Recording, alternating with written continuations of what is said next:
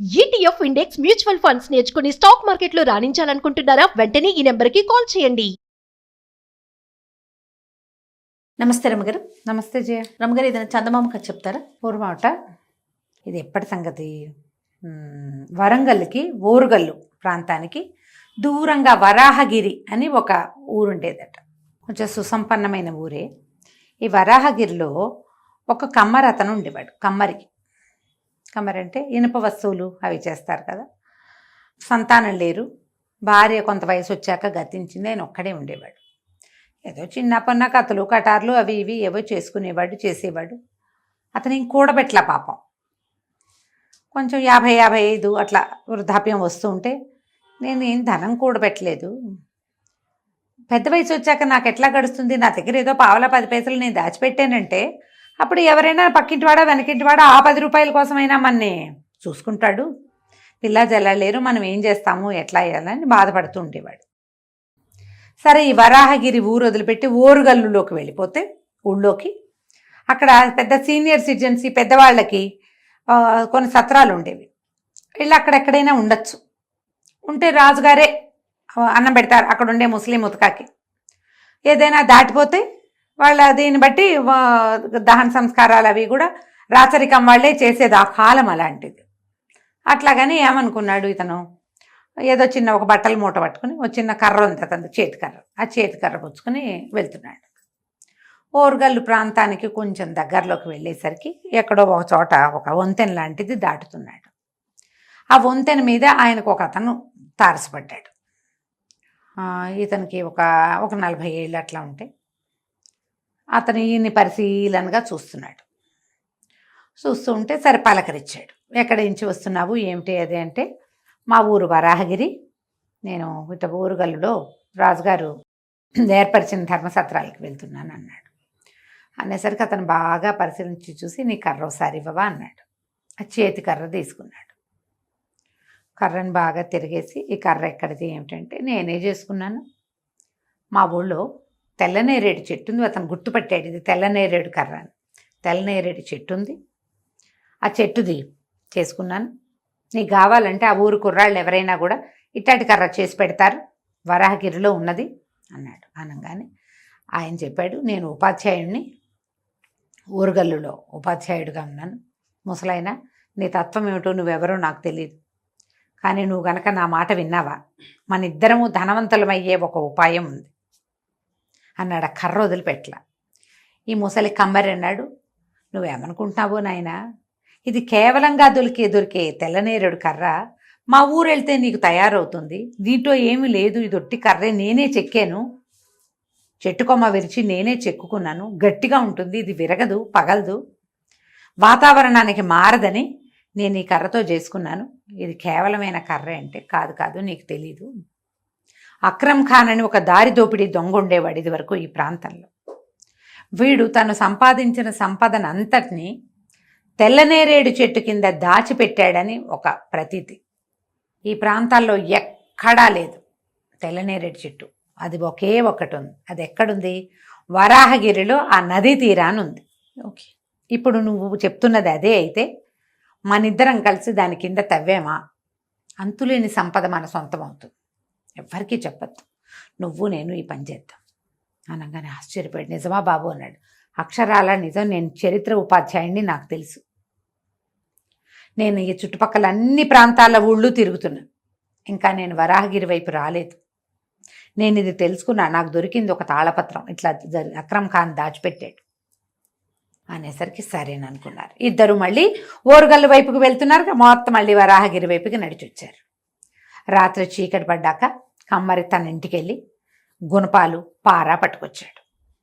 ఇద్దరు కలిసి ఆ తెల్లనేరేడు చెట్టు కింద నదీ తీరాన తవ్వటం మొదలుపెట్టారు. అర్ధరాత్రి దాటేసరికి లాంతర్ కూడా తెచ్చాడు అతను, మరి కనపడాలిగా. దాటేసరికి ఒక పెద్ద బ్రహ్మాండమైన రాతి పలక కనపడింది ఆ తెల్లనేరేడు చెట్టు కింద. తెల్లనేరేడు తెలుసా ఎవరికైనా? తెలియదు. తెలంగాణ ప్రాంతాల్లో ఉన్నాయి, కాయలు ఉంటాయి, తెల్లగా. నేను మొన్న తిన్నాను, తెల్లగా ఇంతంతే ఉంటాయి, నేరేడు కాయ రుచే, తెల్లటి కాయలు.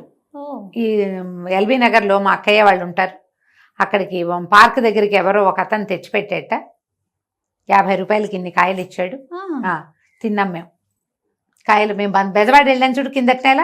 అప్పుడు మా అక్క ఏం చేస్తుంటే అందరూ తింటారు అన్నయ్య వాళ్ళందరూ అని నా కాయలు పుచ్చుకొస్తే మేము అందరం తిన్నాం. ఆ కాయలు గింజలు కూడా వేసి వచ్చాను చిటికుడూరులో. వస్తాయో రావో తెలియదు. ఓకే, సేమ్ నేరేడు లాగానే ఉందండి. రుచి నేరేడే, ఆకారం నేరేడే, తెల్లటిది. అబ్బా, బాగుంది. ఆశ్చర్యంగా ఉంది. అయితే ఏమైంది, ఈ పెద్ద రాతి పలక ఉంది. ఈ రాతి పలకను లేవదీశారు. లేవదీస్తే సొరంగం మెట్లు ఉన్నాయి కిందకి. మెట్లు దిగెళ్ళారు. దిగెళ్తే లోపల ఎంత సంపద ఉందో. అక్కడ ఒక గంట ఉంది.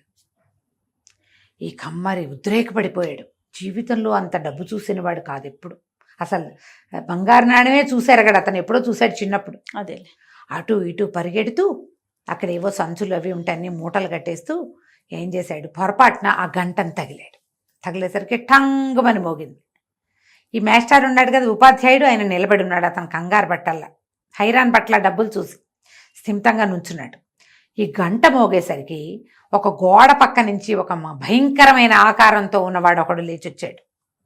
ఎవరది గంట కొట్టింది, ఇది రాత్రా పగలా అని అడిగాడు. నిర్ఘాంతపోయాడు కమ్మరాయన. తెత్తమెమ్మెమ్మెమ్మె అన్నాడు. ఉపాధ్యాయుడు చెక్కు చెతర్లు అట్లాగే నిలబడి ఇది పట్టపగలు అన్నాడు. ఓ పగలా, సరే అని ఆ భయంకర ఆకారుడు పోయి మళ్ళీ పడుకుని నిద్రపోయాడు. భయం వేసి వీడెవడండి అన్నాడు. అండి వీడు ఇక్కడ కాపలా ఉంటుంటాడు. యక్షుడో రాక్షసుడో మనకు తెలీదు. గంట జాగ్రత్త, దాన్ని మాత్రం ముట్టుకోవద్దు. ఒకవేళ పొరపాటున గంట తగిలితే అతను లేచి వచ్చి అడిగితే నేను చెప్పిందే చెప్పు, పట్టపగలు అని చెప్పాలి. వెళ్ళి పడుకుంటాడు. ఇద్దరు కలిసి శుభ్రంగా మూటలు కట్టేసుకున్నారు. అతను కూడా హైరాన్ పడకుండా బాగా చేతికి అందింది తను మోయగలిగినంత సంపద పుచ్చుకుని బయటకు వచ్చేసారు. వచ్చేసాక ఏం చేశారు, ఆ రాతి పలకని యథాప్రకారం మూసేసి దాన్ని నిండా మట్టి కప్పేశారు. కమ్మరాయన వరాహగిరి వెళ్ళిపోయాడు. ఉపాధ్యాయుడు ఓరుగల్లు వెళ్ళిపోయారు. ఈ కమ్మరి ఊళ్ళోకి వచ్చాక ఇల్లు కట్టుకున్నాడు శుభ్రంగా. ఇద్దరు ముగ్గురు పని వాళ్ళని వంట చేసి పెట్టడానికి ఒకళ్ళని, ఇల్లు వాకిలి తుడిచి బుడిచి తనకు సహాయం చేయడానికి ఒకళ్ళని, ఒక గొడ్డు గోదా వాకిట్లో ఒక మనిషిని అరేంజ్ చేసుకున్నాడు. 6 నెలలు సుఖంగా గడిచింది. 6 నెలల తర్వాత ఇతనికి ఏమనిపించింది, ఎంత సంపద ఉంది అక్కడ, ఇంకా కొంచెం తెచ్చుకోవచ్చు కదా నేను వెళ్ళి. నేను 55-60 ఏళ్ళు వస్తున్నాయి, నా అంతే తీసుకెళ్ళాడు, అతను వస్తాడేమో ఒకవేళ అని చెప్పి ఒకరోజు ఏం చేశాడు, హైరానగా వెళ్ళాడు తెచ్చుకుందామని.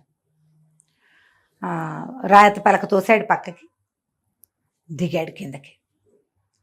దిగి ఇవన్నీ సవరిస్తుంటే గంట మాట మర్చిపోయాడు. మూటలు కట్టాడు. గంట తగలంగానే భయంకరాకారుడు లేచి నుంచున్నాడు. ఎవరు వాళ్ళు, ఇది రాత్రా పగలా అన్నాడు. ఇతను వెళ్ళింది ఎప్పుడు, అర్ధరాత్రి. మమ్మని రాత్రే రాత్రే రాత్రే అన్నాడు. ఎప్పుడైతే రాత్రే అన్నాడో ఆ భయంకరాకారుడు ఒక్క ఉదురున్న దూరంగా నుంచున్నాడు. ఇతనికి గోడ దగ్గర ఉన్నాడు, ఇతను యువతలే ఉన్నాడు. ఒక్క అంగలో వచ్చి ఒడిచిపెట్టేసుకున్నాడు. దొంగ వెధవా, అక్రమ్ ఖాన్ సంపదను దాచిపెట్టిందంతా పట్టుకెళ్దామనుకున్నావా? ఎన్నేళ్ల నుంచో ఇక్కడ కాపలా ఉన్నాను, పట్టు ఇవాళ నుంచి నువ్వు కాపలా ఉందు కానీ ఇతన్ని బలవంతంగా లాక్కుపోయి ఆ గోడకున్న ఒక గొలుసుకేసి కట్టేశాడు.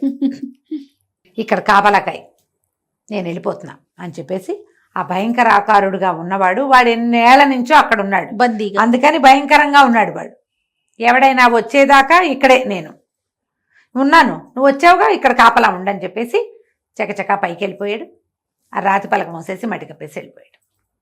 ఇతను తను వదిలిపెట్టిన సంపద అంతా ఇక్కడే ఉంది. మాస్టర్ మళ్ళీ రాలేదు, ఉపాధ్యాయుడిని సంతోషించాడు. ఉపాధ్యాయుడు రాడు, అతనికి తెలుసు ఇక్కడ ఉన్న సమస్య.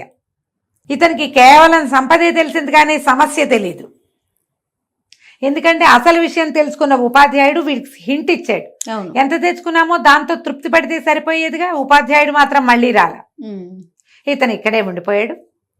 ఆ ఊళ్ళో వాళ్ళంతా ఆశ్చర్యపోయారు. ఇంత ఇల్లు కట్టుకున్నాడు, పని వాళ్ళని పెట్టుకున్నాడు, కమ్మరాయన ఏమయ్యాడు? ఏమీ లేదు. బెల్లిగా ఆ పని వాళ్ళ సొంతం అయిపోయింది ఆ ఇల్లు. అంతే. మరి వాళ్ళు రోజు వస్తున్నారు, ఆయన రాలేదు. ఇంట్లో ఉన్న సొమ్ము సంపద వాళ్ళదేగా, వాళ్ళకి తెలుసుగా ఏది ఎక్కడుందో. హాయిగా ఆ ఇంట్లో స్థిరపడి వాళ్ళు స్థిమితంగా ఉన్నారు. అత్యాశపరుడైన వాడు భూగర్భంలో కూర్చుని ఉన్నాడు. కథ కంచికి మనం ఇంటికి. చూసారా, వచ్చిందంత తృప్తి లేదు చూడండి. ఎవ్వరికీ ఉండదమ్మా, ఉండదు. లోకమే తృప్తి లేని లోకం ఇది. అంతే, లోక సహజం. నమస్తే. నమస్తే.